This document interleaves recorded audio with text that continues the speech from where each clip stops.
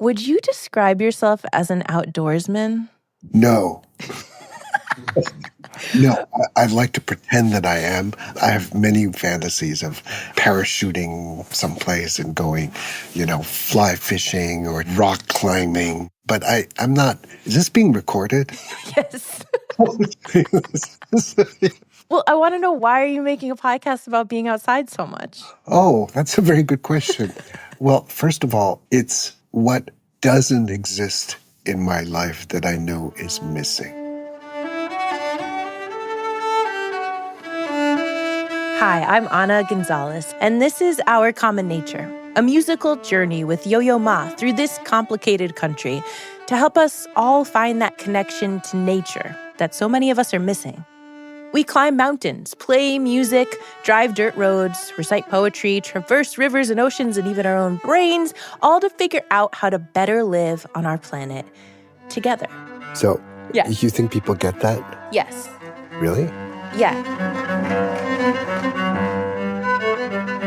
Okay, let's get started. When you picture Yo-Yo Ma, he's probably indoors, in a suit, maybe a tux, and he's playing a cello.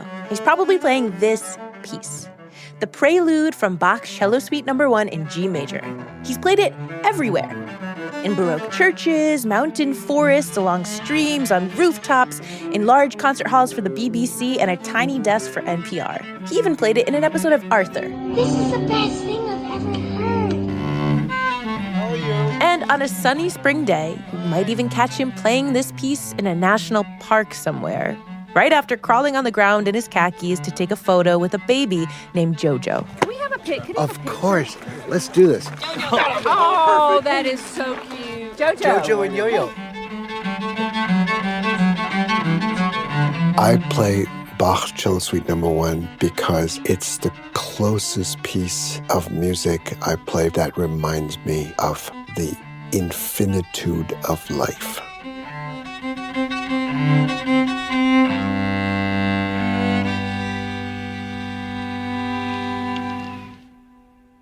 It's also one of the first pieces of music he ever learned when he was a little kid, and now he's just celebrated his 70th birthday. Part of the Yo-Yo secret sauce is that he can make the leap from Bach to infinity. But what about the rest of us who aren't, Yo-Yo Ma, and who have maybe never played Bach and aren't really sure that they're even pronouncing the name correctly? Well, I've spent the last few years trying to figure that out. Over the next 7 episodes, I will be traveling across these United States with Yo-Yo leading the way. As he plays music under the stars and deep down in caves, we're going to explore the unbreakable connection between the art and the stories that people create in the places that they're from.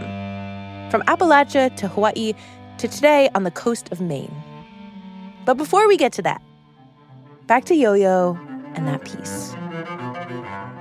What about this piece connects Yo-Yo to nature? Well, it goes back, way back. I used to get into trouble. I used to think it's really hard to start this flowy kind of thing because I'm starting from nothing. Right? So it's like jump starting a car. Yeah. But what made it work for me is when I started thinking of an image of seeing the flow of water and I join it. The piece has started long before I'm joining it. I use the energy of that flow that's happened before. Do-do-do-do-do-do has been happening forever. I'm welcomed into the flow.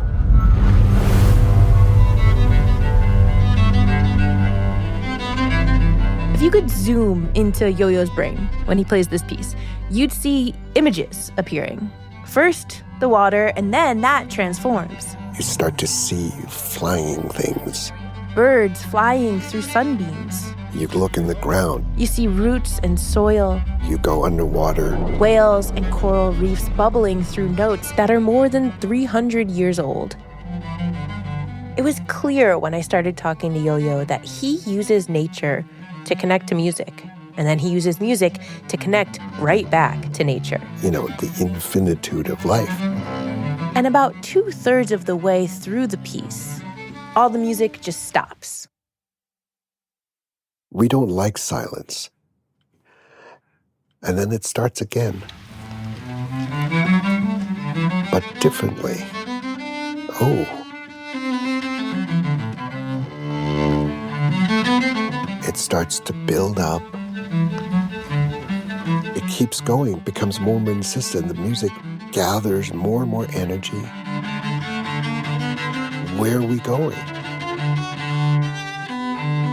And finally we hit almost the beginning, but a different version of the beginning at a higher octave. It's higher energy.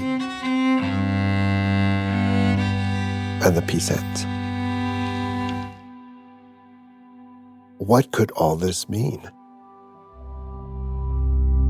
Yo-Yo has spent practically his entire life thinking about this piece, about the power it contains. He's traveled the world playing it, sparking conversations on borders and deserts and ruins and rivers, all because, for him, this piece represents how human beings have the ability to overcome anything if they just take a step back.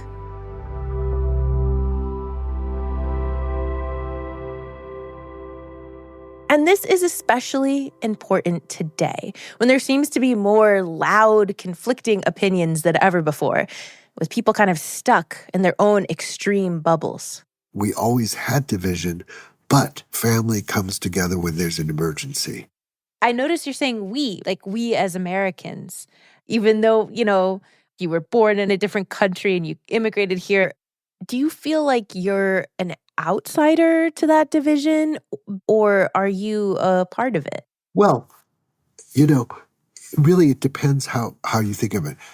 I arrived as an immigrant in 1962. So do I just own part of the country starting from 1962? Am I responsible for slavery, for the removal of Native Americans? I think I am, because if I am a citizen, I'm responsible for all of it. And so a good place to start mending our relationships to each other is by asking, what do we have in common? Big question, right? Let's just take the United States. If you zoom out, everybody who lives here on this land has one thing in common. We're living on this land. And we have to learn how to live on it and amongst each other, despite division, disconnect, a really tough history, and an uncertain future. So the thing that Yo-Yo does best, the thing he's most famous for, is connecting people through music. And now he wants to take that out into nature. He's dropping the end pin of his cello straight into the dirt, and he's inviting all of us to listen and help fold our lives back into nature, back to each other. I think the purpose of our common nature, if I've learned anything, is to reinforce the fact that we are part of nature. And if we acknowledge that, it means that whatever we do with or to nature allows us to live, to survive. So let's back up. Where do we even start? Well, Yo-Yo started this musical road trip where everything begins, with a new day. How can playing music connect us to a sunrise? Oh, so this should be a really quick question. Well, both are forms of energy. One that actually allows for our ecosystem to exist, and the other is a system that we've developed that puts us in the necessary state of mind to function.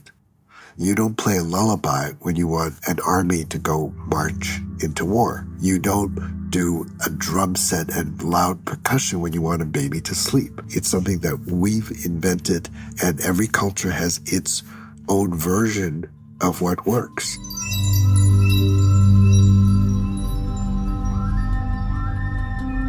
One of the things that we're supposed to be doing is, as the sun, that first beam of light, when it finally peaks over the horizon, that's when we're supposed to be singing to welcome the sun. And that changes everything. That's Chris Newell, and he's going to teach Yo-Yo how to play for the dawn. after the break.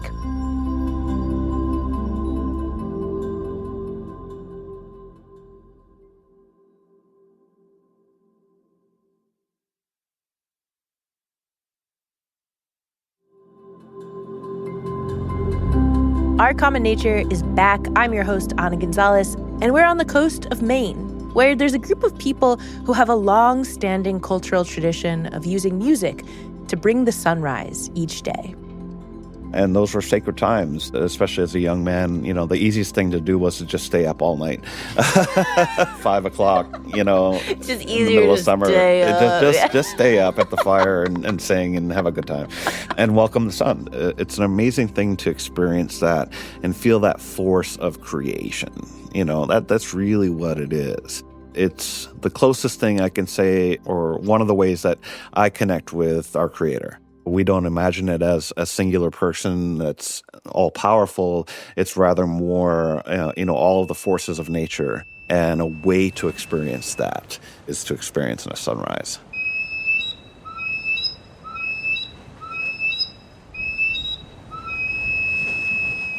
Chris Newell grew up in northern Maine. I am a Passamaquoddy citizen born and raised in the community of Madocmigook, which is known on English maps as Indian Township, Maine. Passamaquoddy is one of the 5 Wabanaki nations that encompasses parts of present-day New England and Canada. Chris is an educator now, but he made most of his career touring different powwows as a singer and a drummer, a practice he learned from his community and his dad. My dad used to sing all the time. And one of the things my father did was preserve our language. So I was blessed to grow up with him, always imbuing that in me. Yo-Yo came to Chris because celebrating sunrises is a crucial part of his tribe's spirituality and creation story.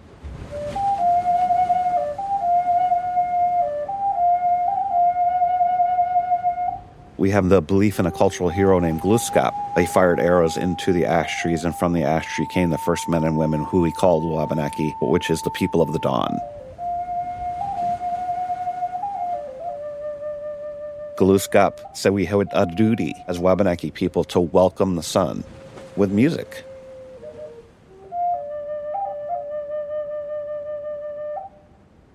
How would you describe that first, the dawn? What does it look like? What does it feel like? You know, it can get quiet at nighttime, but then you start to hear the bird life and everything start to rise just before. And then the colors.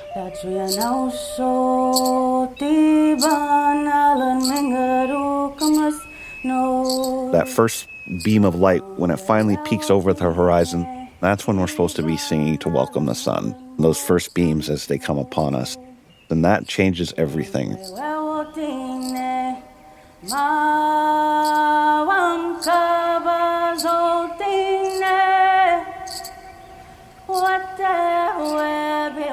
soon as that first beam comes, it becomes so much brighter. The colors become so much more vibrant, and life kind of restarts. My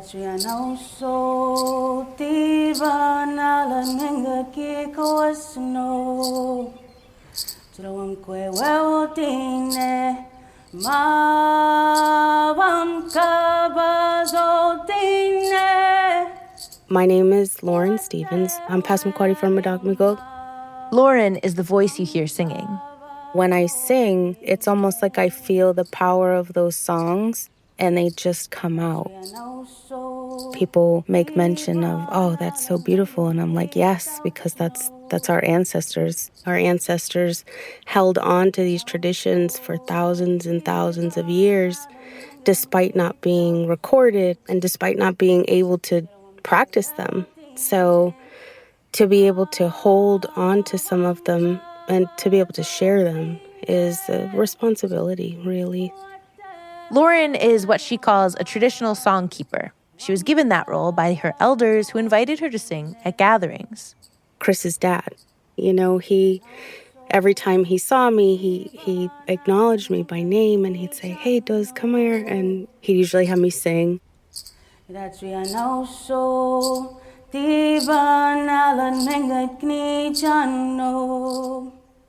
Lauren and Chris grew up together and still play music together.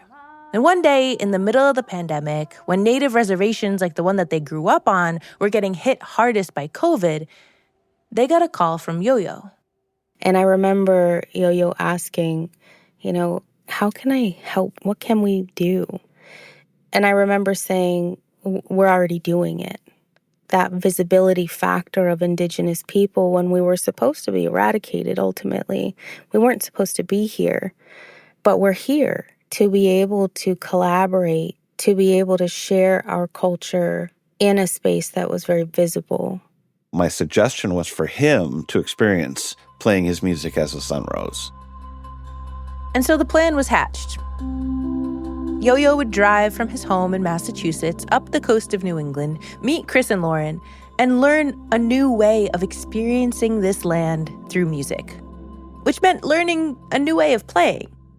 Powwow music is so different from Western classical music. You really got to be immersed in it to get it down. Yeah. The drum beat for a powwow song, a straight powwow song, is kind of a straight beat like that. But the song, the melody that we're singing over it is composed in triple or sometimes beats of 5.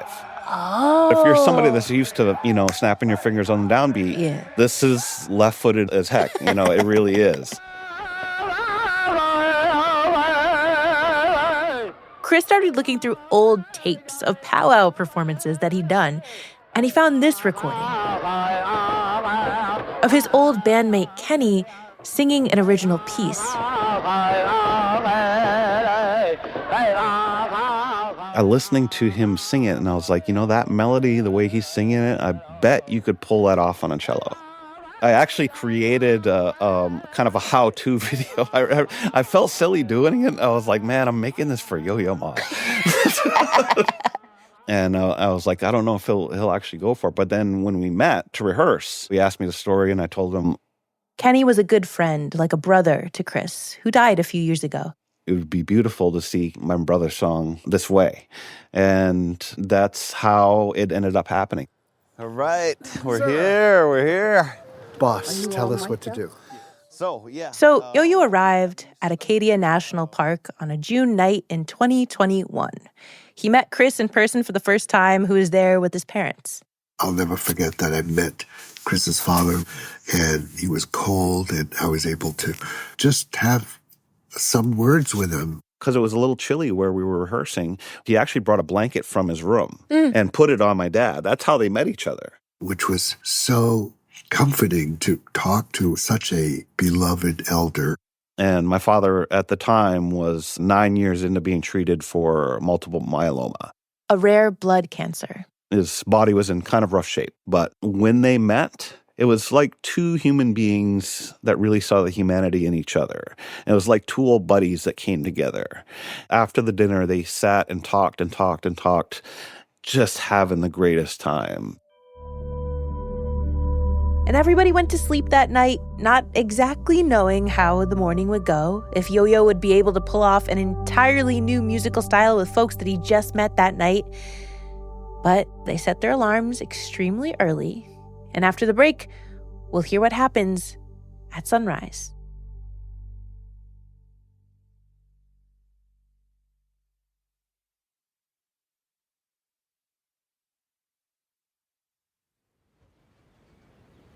Our Common Nature is back, and we are on the coast of Maine just before dawn, walking out into a field. I remember that morning. It was kind of cold. That's Lauren Stevens again. There were a lot of bugs. They were happy, I'm sure, because they were getting fed. And while the ocean is very much present and close, it felt secluded, like we just had our own little bubble right there. Willie Spuzz Will, good morning, everybody. As part of Wabanaki people, our existence is to sing the sunrise up in the morning. For us as Wabanaki people, we understand our meaning of life. We are meant to do this. We are meant to start the day. We are meant to reside in our homelands here in Wabanaki, in the land of the dawn forever. Chris and Lauren are standing in the middle of a field with a few other performers. Another singer, a storyteller, a flautist. Audience members surround them in folding chairs. Beams of light begin to pull over the trees.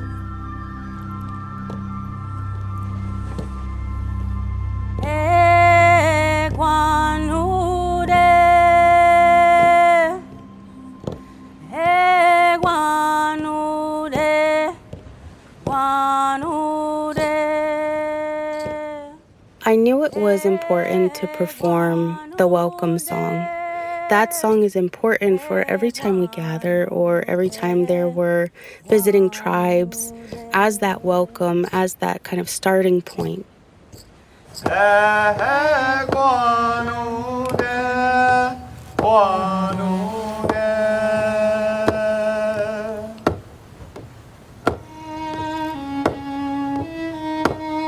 This was the first time I had ever heard our traditional music with a non-traditional instrument. And to hear the welcome song played by Yo-Yo on the cello, it resonated internally, like I could feel it in my body. It vibrated my soul.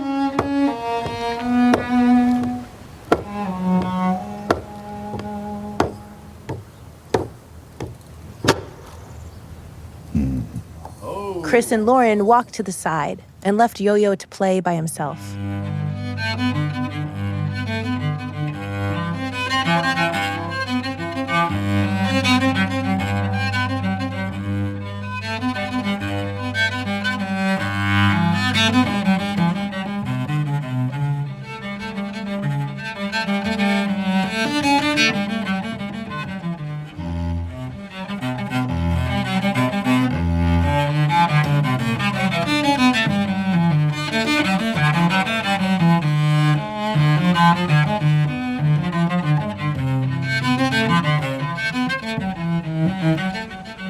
He continued playing through the rest of the Bach cello suite, movement after movement, something he's so used to doing.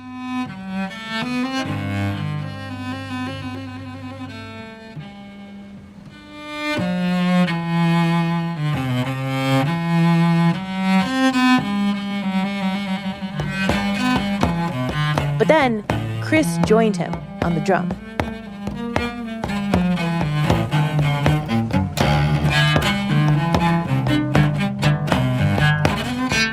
And then they began to play that powwow song that Kenny recorded into Chris's cassette player more than 20 years ago.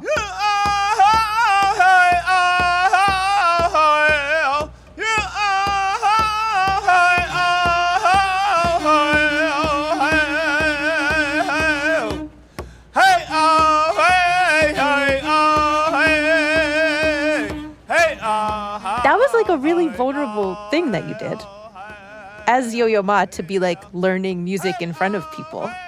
Did it feel that way to you? No, well, you know what I think, right? I truly want to live my life where I'm a human being first, a musician second, and a cellist third. And what you just said involves thinking that I'm someone of note because I play the cello well. But actually, I'm a human being first. So I'm the 5-year-old playing with another 5-year-old in the sandbox.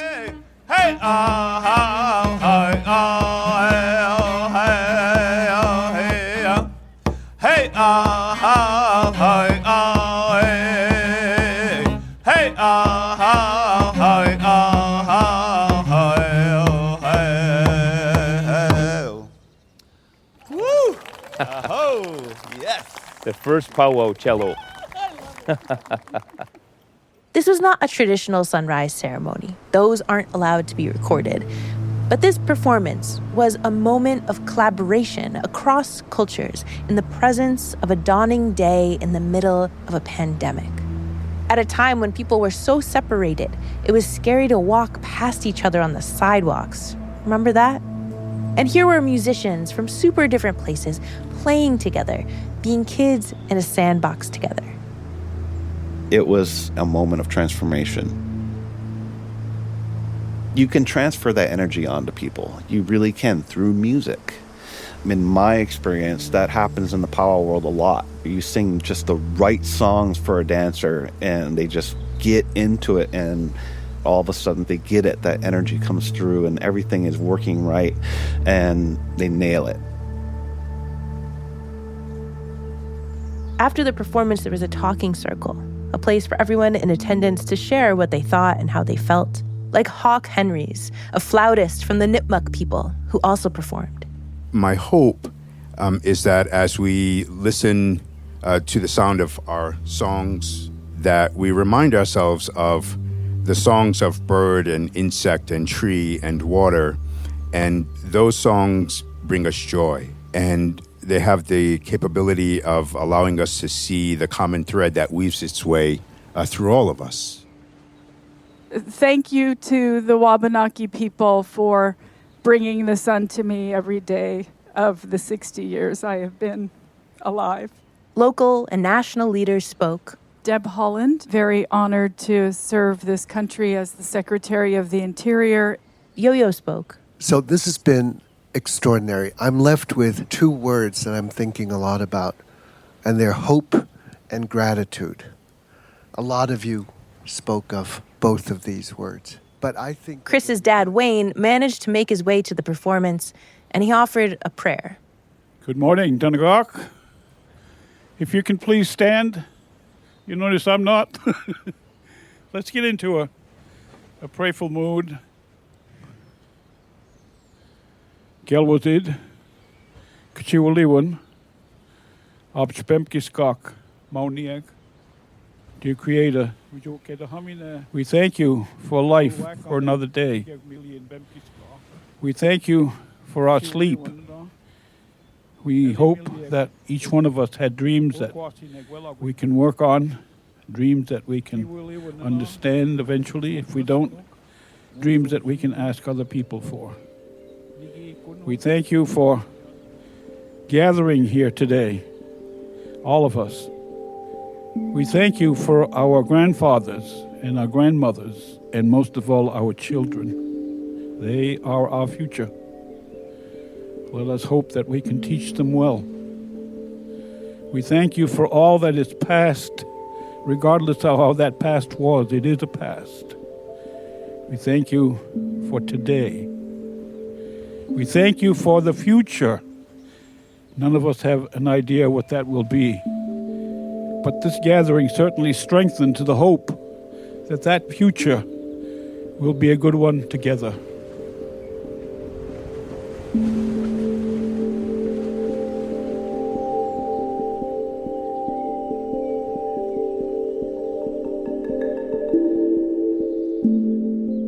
It starts with caring.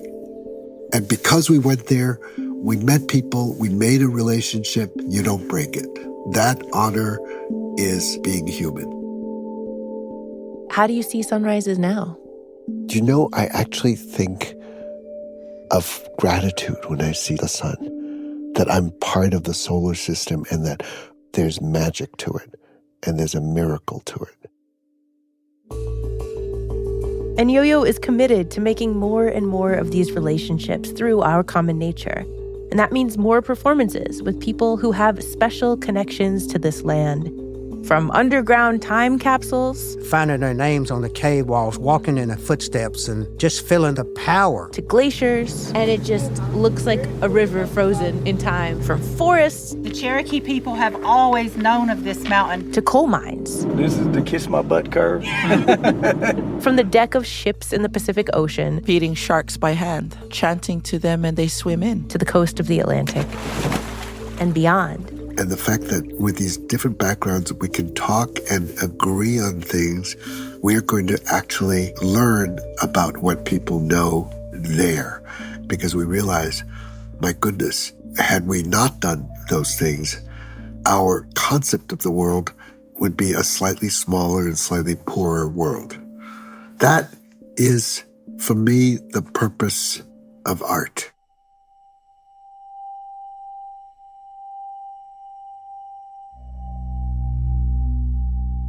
Next time, we go to the longest cave system in the world that just so happens to be in Kentucky to hear a symphony explore the underworld.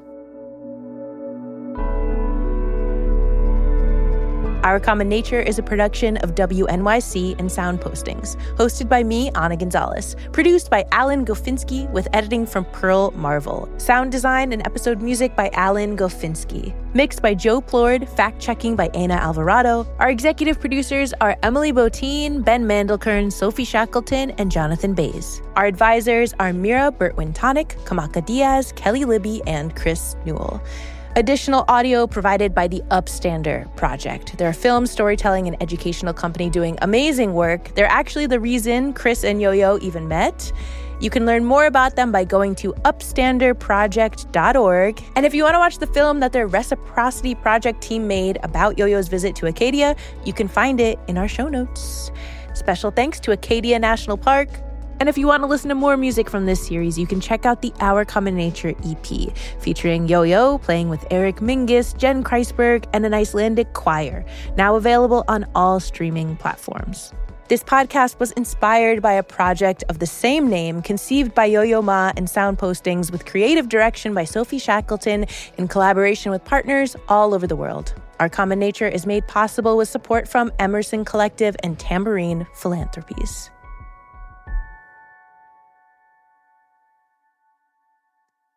This episode is dedicated to the memory of Wayne Newell, Chris's dad, who, just a few months after we left Maine, died.